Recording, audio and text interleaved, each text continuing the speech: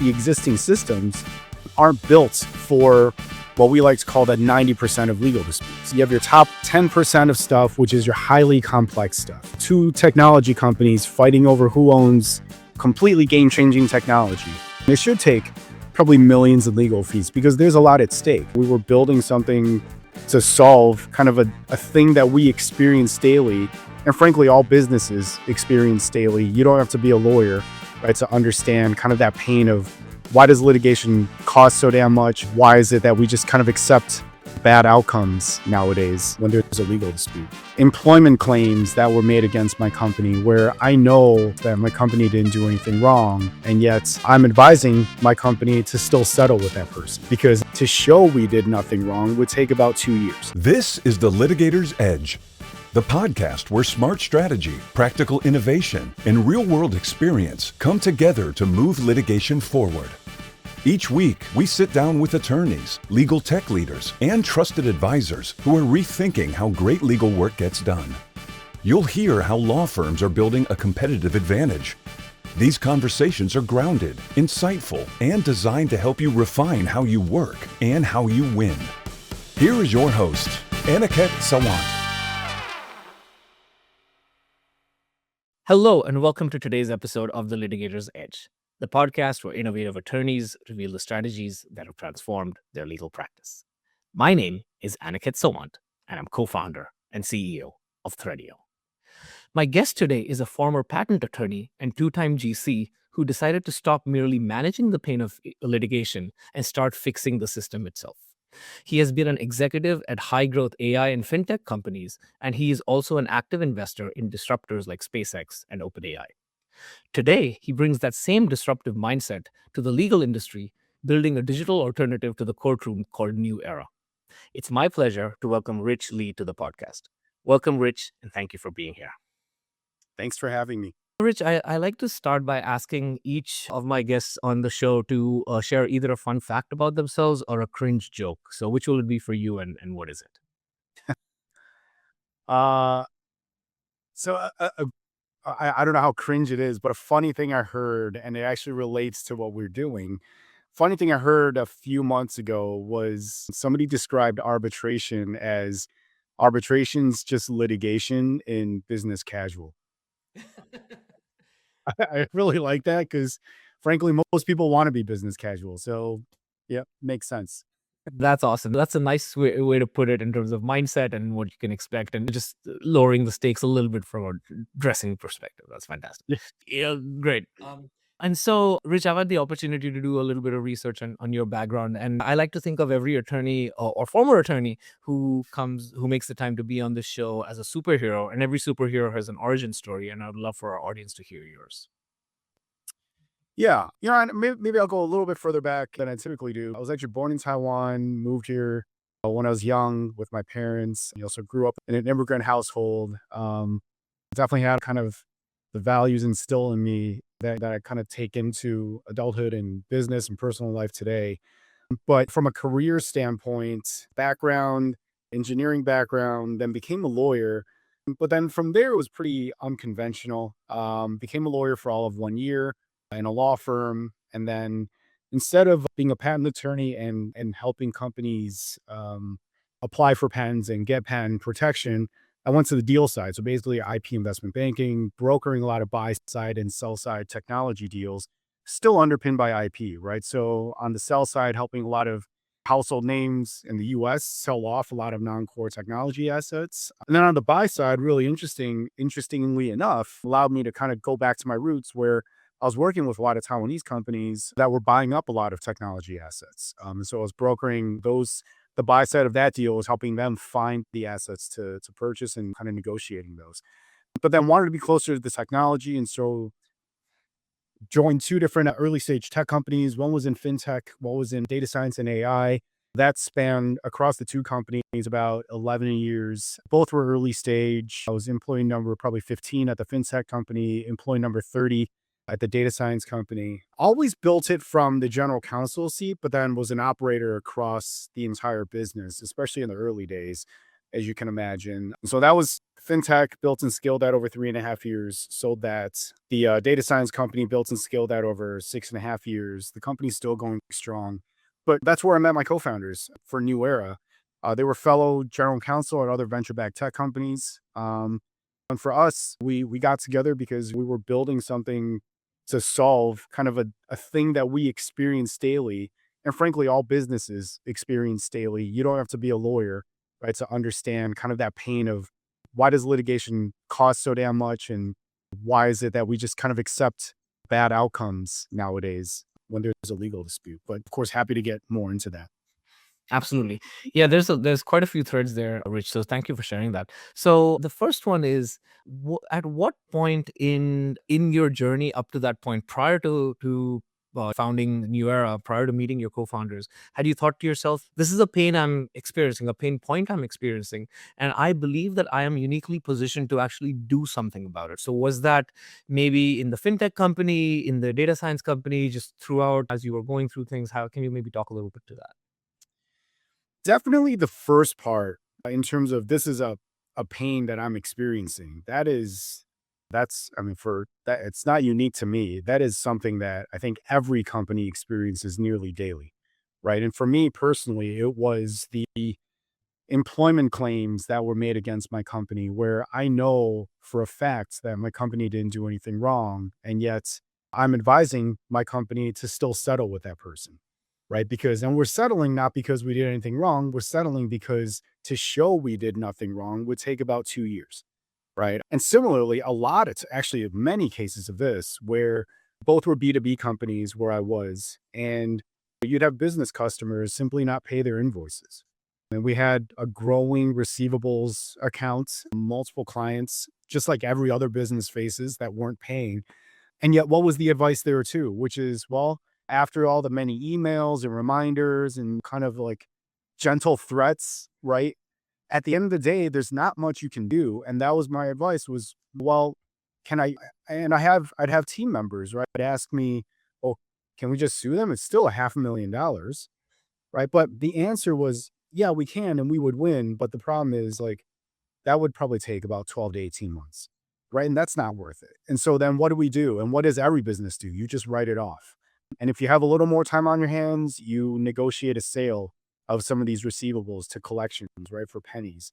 But all of these things, and just on a day-to-day basis, so many disputes, so many, even like not even full-on disputes yet, but emerging legal issues where you knew something was brewing, you knew you were right, or you knew you wanted to make a claim, and yet because of the fact that doing anything, defending yourself, standing up for yourself, trying to collect on these invoices meant 12, 18, 24 months in court or legacy arbitration, you would tell yourself, no, like, don't do it. And if more importantly, and what was more painful was telling the team, like, there's nothing we can do about it.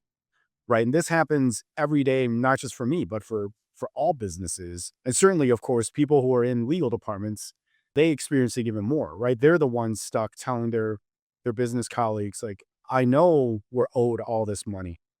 It's not worth it to go pursue this, right? It's not cost effective. That's a problem that, like, we identified, my co-founders experienced it daily. And of course, the root cause of all of that is that the existing systems aren't built for what we like to call the 90% of legal disputes, right? You have your top 10% of stuff, which is your highly complex stuff. Two technology companies fighting over who owns completely game-changing technology. Some big trade secret or fraud case. Those are things where, hey, it should take many years, and it should take probably millions in legal fees because there's a lot at stake, right? But frankly, that's not what people are dealing with. That's what companies are dealing with on a day-to-day basis. On a day-to-day basis, it's the employment stuff, it's the vendors who aren't pulling their weight, it's the customers who aren't paying, it's all these day-to-day things. And yet what was really messed up before we built New Era was all of those day-to-day disputes went into literally the same system that was being used to adjudicate who owns game-changing technology, right? And you can tell just by that, like, there's something off and it's wrong. And so we built New Era to fill that gap, but it was a problem we experienced daily for our entire careers. That's fascinating. The 90-10, we'll come back to that. I think there's some interesting overlap with some other things I wanted to talk to you about later in this episode, Rich. Going back to something you said at the beginning when we were talking about your journey up to founding New Era, which is that you were in a GC role, but you sort of played a bigger role than that. Can you maybe talk a little bit, expand on that a little bit? Yeah, especially when you're early stage in a company. As you can imagine, everybody's kind of doing all the different things, right? Wearing many different hats, especially the folks on the management team. And so for me, it was actually a lot of go-to-markets. One of the things I've always enjoyed is kind of the storytelling of sales, the storytelling of getting people to buy into your ideas. And I've always found that to be kind of the most effective, but also kind of refining that story. And so in both companies, a lot of it was helping kind of revamp and rethink go to market, right? Like, what is the story we're telling? Sure, we have the value propositions, we have the product features and so on and so forth, but how are we actually communicating this to the customers? So that was a big part of it. Obviously, setting up operations, helping build processes that could scale. That was kind of part of the job too. And then at both companies, but even more so at the data science company, that's where I also managed cybersecurity, compliance, and for a company that was handling a lot of personal data, like cybersecurity was a big deal. And then more importantly, something that you couldn't just do separate to the business or separate to the product, but really had to build into the product. Kind of the whole security by design, privacy by design kind of principles. And so that was actually really, really interesting and a big part of my role too. I was really evangelizing that throughout the business, making the case that, hey, this is something that not only does it protect customer data, but it also drive a lot of sales and drive a lot of business growth. And then working with the product teams to actually bake that in. And so definitely wore a lot of hats, especially early on at both companies. That's great. So let's talk now about the transition from being an early employee in, if I may say so, somebody else's company to starting your own. What was that transition like for you to become to be like an early employee, which is obviously a great place to be, but then being founder and CEO of something is a different place. And so can you maybe talk about that transition? I think especially because I was early at a couple different companies, the transition was at least like kind of generally what a lot of what I expected, right? Except that, hey, some of the things that maybe you weren't very happy with at previous companies, you could at least, you and your founders, so my founders and I could kind of establish that and kind of do things the way we wanted to do it. And I was also very fortunate to be starting New Era with three other people, right? And so that was, I think that took a lot of burden off of potentially even solo founders or a founder with two co-founders.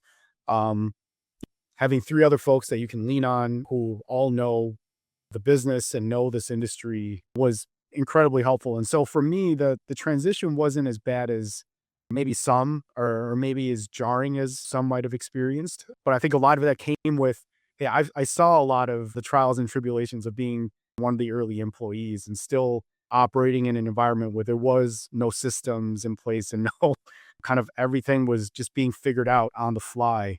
And so I got comfortable with that across two companies before launching New Era. So that was definitely very helpful. That's great. Thank you for sharing that.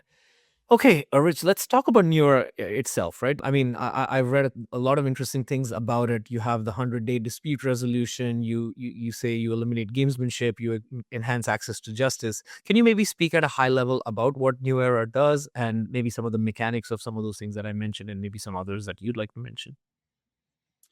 Yeah. So as I was alluded to earlier, right, we fill that giant gap of being that the purpose-built forum, the place where disputes go to get resolved, but for the core 90%, right? We know what we are, we know what we're not, we know exactly what we wanted to address. And so one of the first things we tell any of our customers, especially when we're first talking to them, is this is not for your bet the company litigation. This is not for your highly complex litigation, right? That should all stay in court or maybe the legacy arbitration platforms. What we are is, frankly, where you feel the most pain, which is the everything else, where you're frustrated and you had nowhere else to go for these things and you were accepting the bad outcomes I was describing earlier. Well, now, going back to those two examples I used, when something's done in 100 days, well, the next time you face a claim against you where you're like, I did nothing wrong. I've investigated it. We did nothing wrong, and our position is sound. Well, now you actually have the wherewithal, and it's cost effective to defend it, right? Because now it's only 100 days versus 2 years. And so there, you're no longer having to settle, right? Just to avoid the pain. You can stand up for yourself. And like similarly, on the other side, when you have those unpaid invoices or claims you as a company want to bring against others, well, same exact scenario and same exact calculus. In the old world, you had to bake in, like, is this worth 18 months of my life and the company's life and expense? Now it's, well, is it worth 100 days? Right. And it completely changes the game. And that's why actually we're seeing a lot of our customers, right, coming on our platform, actually enforcing, for instance, a lot of unpaid invoices, unpaid business loans, and actually recovering real dollars. And these were dollars that they were just writing off and walking away from altogether in the past. And so we've really unlocked something with that piece. That said, on the other side, you talked about the access to justice, the gamesmanship, right? And so from a gamesmanship standpoint, many factors that really kind of lock it down. Certainly in 100 days, you just can play far fewer games than over the course of 2 years, right? And unfortunately, that's what a lot of litigations kind of turned into is a lot of games. And so for us, it's a combination of a modern rule set that it's kind of our own created modern rule set, plus the platform itself, the technology platform, which facilitates everything, plus the really experienced arbitrators and mediators. We still use humans, certainly with like AI enhancing kind of certain parts of the workflow, but still human, highly experienced human arbitrators, the same folks that you would find anywhere else who are just as experienced. And then a fee structure that's all flat fees, right? And so the combination of all of these keeps parties kind of moving the cases along, because the incentives are no longer there for people to kind of drag things out or make, sometimes frivolous arguments, right? Just to drag things out more. And so that's a big part of it, right? And one example is discovery. Still absolutely discovery on our platform. Parties still have a right to two-party discovery. But unlike kind of that unwritten standard in the US, which is, well, what does each side think they need to put on a fair case, right? Which lends itself to gamesmanship and lends itself to someone saying, well, this case I know arose 3 months ago, but obviously I'm going to need 10 years worth of the company's documents. I want to depose the entire C-suite, right? Which kicks off a long kind of cycle of motions to quash and compel, right? A lot of the rest of the world, and like what we do, is basically flipping that dynamic a little bit and saying, well, it's not so much what each side thinks they need. It's actually, at the end of the day, it's what the fact finder, right, the judge or the arbitrator thinks they need to understand the case well enough to make a decision. And so we've written that in, for example, like that's the rule set, right? Is that we've said that is the standard. It is not what you each think you need. It is what the arbitrator thinks they need to understand the case well enough. You combine that with the technology, right, that facilitates all of the document exchange in a secured environment, right? That makes everything easier, makes production easier. And then, of course, when everything's on a flat rate, the arbitrators are also disincentivized from kind of granting unchecked discovery as well. And so for them, right, then they can kind of get to the crux of it. And just like in many countries around the world, they can say, well, what? This happened 3 months ago. I don't need 10 years worth of documents, so therefore you don't get it, right? I just want to see 5 months, and here's the stuff I want to see. I don't need to hear from the C-suite, but I do want to hear from this person. And so from a deposition standpoint, that's what you get, right? And it allows them to quickly narrow the scope of discovery, which frankly, at the end of the day, is very similar looking to like how discovery is ultimately narrowed in court, just far faster. That's the lack of gamesmanship, right? Is that when the rules are in place, there's guidelines in place and things are moving along, just far less opportunity for people to play games. Accessibility is a big deal for us, right? And from an accessibility standpoint, it's simply that this is easily the most accessible forum kind of that exists, right? And we built this actually from day one. And one of the things that we told our engineers and our product managers was build everything for basically the unrepresented individual. Because if that person can navigate our platform, knowledgeably and effectively, then everybody else will fall into place, right? The the arbitrators, the lawyers on each side, the in-house counsel on each side, they'll all figure it out. Well, let's make sure that we have that user persona of the unrepresented consumer or the unrepresented employee kind of always like top of mind. And so that was step one, was like, how do we build the platform in a way where you took this kind of very complex thing and made it very easily understandable? And while like we think we've done a really good job with it, it's a constant iterative process. We're constantly looking for ways to make things even easier to understand. So that's one. And the second is actually a byproduct of, again, like everything I described about how we get to 100 days. This opens things up for individuals, right? That they've never really had access to, which is just like I was talking about the BS claims brought against a company. Similarly, how many people with legitimate claims, right, don't stand up for themselves because it's the same calculus for themselves, which is, well, this might be 12 to 18 months of my life. And even though my lawyer is telling me I don't need to pay them unless I win, that doesn't matter. It's still going to be 12 to 18 months of my life. That's like that where I'm going to have to spend trying to hold this company accountable for certain things they did or hold that other person accountable. And so you change that right to 100 days, way more claims can be made, the legitimate ones, right? The illegitimate ones, the frivolous ones, well, they'll just be defended and be done in 100 days, right? And so truly building something that's truly better for both sides, all of it in a way where basically the only thing that doesn't work on the platform is frivolous claims, right? Or frivolous tactics, right? So you can no longer bring a frivolous claim to try and extract a quick settlement. But similarly, you can no longer use frivolous tactics to drag something out and extend something and make it really painful just to try and wear down the other side. Neither of that works. And at the end of the day, you have this kind of truly merits-driven arbitration that's done in 100 days. And so it just drives accessibility. And of course, adding on the obvious fact that everything's available online, easy to access, very easy to use. That's great. I like the frivolous claims and frivolous tactics analogy that you provided. I also want to have a sort of a different take that I wanted to share based on what you said about games and gamesmanship, right? And so the way as you were speaking, Rich, I was thinking that if you think about the traditional court system, it's kind of like an open-ended game where the rules are kind of fuzzy and therefore people can take advantage of things and to stretch that analogy, move the goalposts as they see fit, etc. But what it sounds like to me with what New Era is doing is that the rules are much more clearly defined. It's almost like you've taken that 100-day sort of objective and worked backwards and sort of trimmed things where needed in order to make sure you accomplish that. And then by having that sort of structurally in the platform and the processes and the technologies that you use, that's how you get to the outcomes that your clients or the people who come to the platform are looking for. Is that reasonable, or what do you think of that? It is. It's very reasonable. And it was actually it describes the framework that we used to, as we were concepting this, was,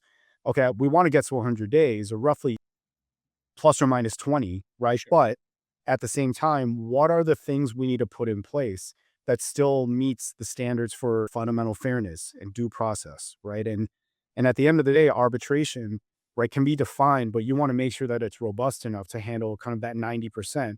But then knowing, and it was very helpful that like we can define this and say like, but it's not for that top 10%, right? We're not going to have hundreds of thousands of pages or millions of pages of documents being disclosed on discovery. It's not necessary in these types of cases.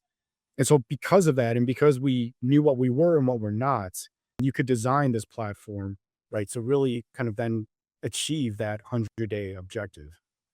That's great. So you shared a good amount of stuff about the processes that sort of you put into place and the framework that you have. Can you share a little bit about the technologies that you've used in order to that support those processes, that support the arbitrators that you have on the platform? How does all of that work?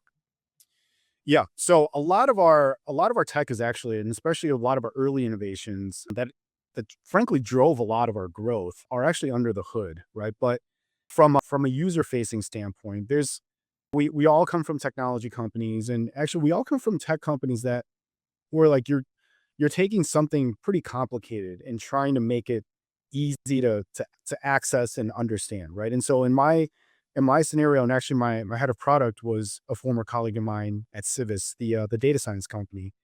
we were basically building a data science platform, right? Within and inside that platform, data scientists could write Python, they could execute code, you're ETLing data. It's a really complex thing, but how do you build the UI and UX to make that very accessible to non-data scientists? Right. That was a thing that like we got very good at. And then, of course, in tech, UI and UX is everything. And so we brought a lot of those learnings here. And so there's also a big thing around just anybody can build a product, but then building the product the right way in a way that's easy to understand really isn't, it's not easy. And so for us, a lot of it is really kind of creating the workflows, but in a way that's really accessible. But the platform itself, in terms of the functionality, it's kind of full life cycle, right? Anywhere, all the way from the filing of the case, payments, scheduling, document management, evidence exchange, discovery, the scheduling of the arbitration hearing, the selection of the arbitrator. We have a kind of programmatic way where both sides are equally involved in selecting who the arbitrator is or the mediator, depending on whether they're in an arbitration or mediation, all the way to the kind of issuance of the final decision. All of that takes place on our platform. All of that is streamlined. There's a lot of collaboration built in too, so that way everybody's working off one file versus kind of in the past, you'd have emails being forwarded around, multiple copies of everything. Here, it's just as easy as Google Docs, right? Where in-house counsel can add outside counsel, they can add paralegals, associates, whomever. Everybody has access to the same set of documents. People with the right permissions can take action. Same on the other side, same with the neutrals. And of course, on the AI front, right, the thing is like we're in this interesting pocket of legal where I don't think people want us to run and sprint towards AI and deploy it too quickly. Even though I use it heavily in my personal life and actually across the business and actually the rest of our team, AI is used heavily across the entire business, but within the platform, because this is at the end of the day, an adjudication of a legal disputes in a legally enforceable way. We're very thoughtful about kind of where we deploy AI. And so here it's just trying to drive efficiency, make people's lives easier. So everything, a lot of the stuff that frankly seems like table stakes and elementary things in other contexts, but evidence abstraction, document summaries, extracting timelines, helping kind of summarize different arguments, all of these things that kind of make everything easy to understand. Those are kind of the earlier areas where we're deploying that and making sure that, again, for example, people don't have to prompt it, right? Because once you kind of make people start writing prompts, you've probably lost half the users. And so a lot of it is in the thoughtfulness. And then I talked about it earlier, but on the back end, everything's incredibly modular and flexible, which like a lot of times is not common among early stage companies. And so what that's allowed us to do is actually to create spin up a lot of very kind of customized feeling workflows and adapt to a lot of the kind of nuances that different customers and different dispute types might need and allow us to capture that business. And so that's the stuff that a lot of it is under the hood. That's great. I thank you for sharing especially the AI part of it, because I was going to come to that from a slightly different angle. I'm going to ask the question. I think I have my answer, but I'm going to ask the question anyway, which is, in society in general, when it comes to sort of intellectual type work, there's a lot of it, and this is an argument that I'm hearing more and more just in society outside of like the legal field, is that AI can do today's AI technologies as they stand January 2026 can do a lot of the lower level 90% of intellectual type work, and obviously you still need a human input or direct human involvement, etc., for the remaining 10%. And so, but what it sounds like with new Era is that you're not necessarily using AI as sort of the final source of judgment, or even providing the major decisions or that somebody else reviews. It's mainly like a workflow or an efficiency tool, as opposed to replacing the expertise or the skill of the human adjudicator. Did I have that right? Or That's right. It's really like right now, our intent is to make it a little bit of an enhancer, right? The enhancer of the human judgment, the enhancer of the parties who are involved, allow them to kind of better understand at a deeper level, right? Or sometimes just better understand quickly different elements of the case, different documents that are being passed along, so that it informs that higher order thinking kind of way more effectively and allows them to kind of save a lot of time. Definitely not to say that we won't kind of move up in that spectrum, but right now, that's I think that's where the market is, and so for us, that's where we're building for now. Makes a lot of sense.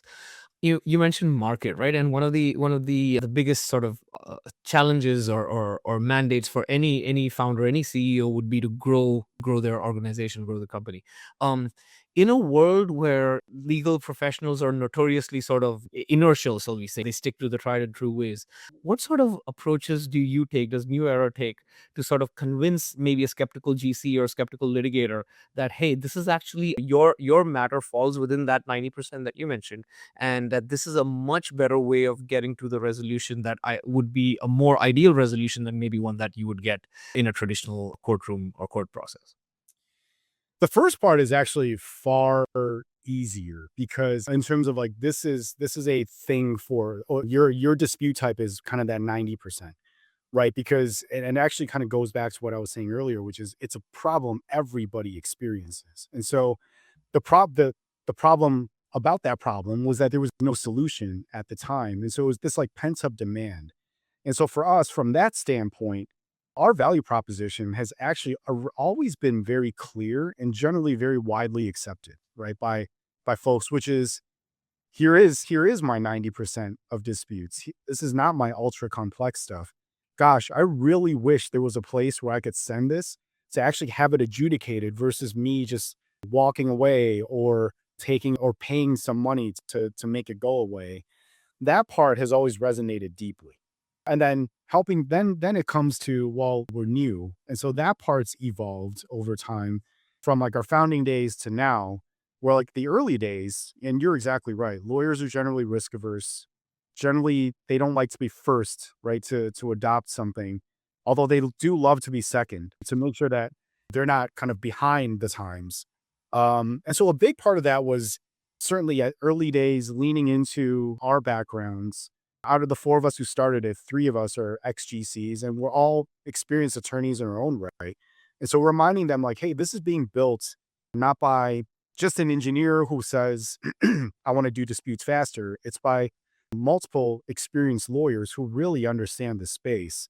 And so put a lot of thought and diligence into like how we designed the platform, how we wrote the rules, right? And that's any lawyer, right? Is they're going to want that because they want to know, like, well, did you really think deeply about how you design the rules so that they do meet the standards of fundamental fairness and due process and enforceability?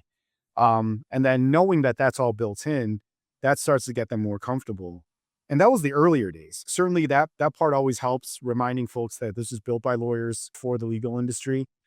But then nowadays, fortunately, because of a lot of the clients that we have on our platform across many different industries, a lot of these, though, are Fortune 100, Fortune 50 companies. And on top of that, having like many partners at many different law firms who are just sending customers our way, that part now helps a lot. That's social proof, right? And so nowadays, when lawyers ask, like, well, who else is using you? And we can rattle off and share all these different organizations who are using us, but more importantly, who vetted us heavily and then chose to use us, right? It gives lawyers a lot of peace of mind knowing, hey, these are firms I respect. These are giant law departments, whatever it is, that have vetted New Era. And oh, by the way, it is three experienced lawyers who built this, who are still very involved. I think all that together, right, helps kind of build that trust, which at the end of the day, that's the thing you need. And that's, of course, sometimes the thing that you can't shortcut is kind of building and growing that trust, especially within the legal community. That makes a lot of sense. Yeah, the point about trust, especially because that's what I mean. That's really what the entire justice system, whether firms like yours or organizations like yours or the court Mm. justice system, that's what it's based on. So yeah, I appreciate the work that you're doing to sort of build that trust for yourself and for ADR in general. Um, let's bring it back to sort of you and how you started as on this journey, right? And so let's now imagine that there's another lawyer out there or attorney, maybe they're just out of law school, maybe they're in law school, or maybe a few years out, and they're also looking at the world and saying, hey, there's all of these things that are broken from my perspective. And I have an interest in technology. What would your advice be for somebody like that who sees a broken process and has this idea for a tech solution? How would they go about? And it doesn't have to be ADR, because obviously you have New Era there, but maybe some other part of law. What would your guidance be for them in terms of going from, hey, I have this pain point, to actually starting on the journey to build the solution? I think the biggest thing is actually start, right? And start taking definitive steps to doing it, right?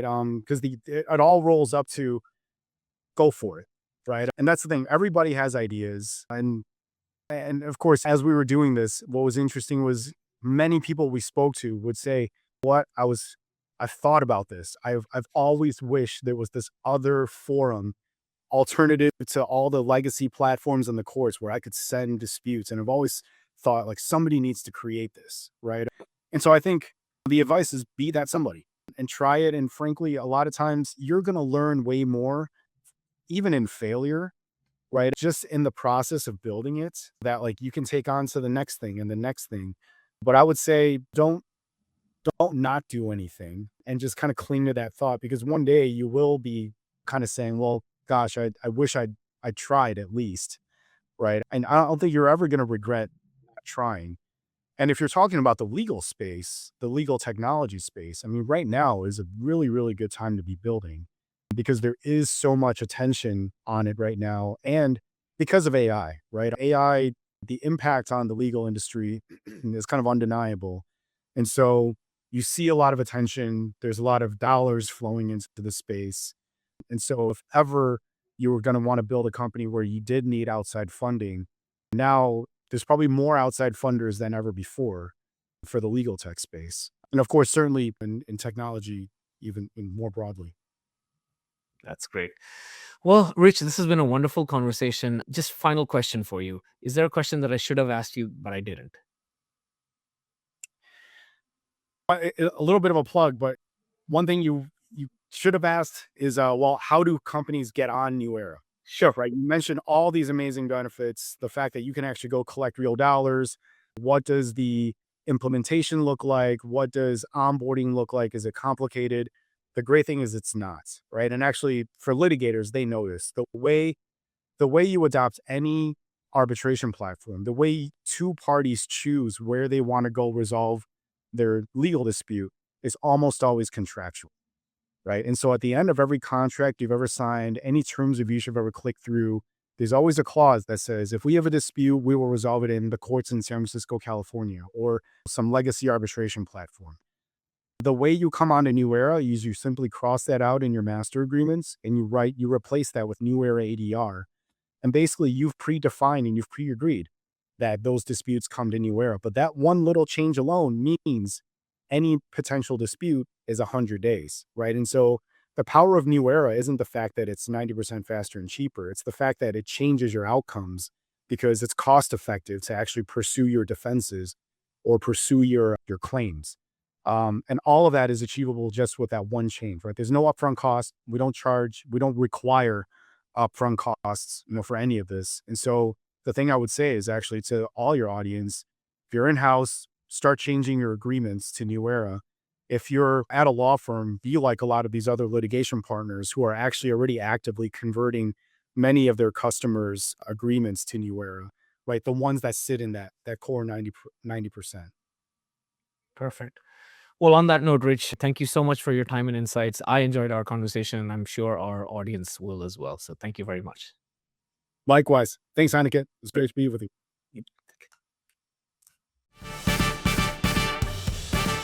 The Litigator's Edge podcast requires more than a conversation. It takes action, research, and collective wisdom. If today's episode resonated with you, we'd love to hear your insights. Join the conversation and help us shape the future together. We'll be back with more stories, strategies, and real-world solutions that are making a difference for everyone. In the meantime, be sure to subscribe, rate, write a review, and share it with someone you think would benefit from it too. Thanks for listening, and we'll see you on the next episode.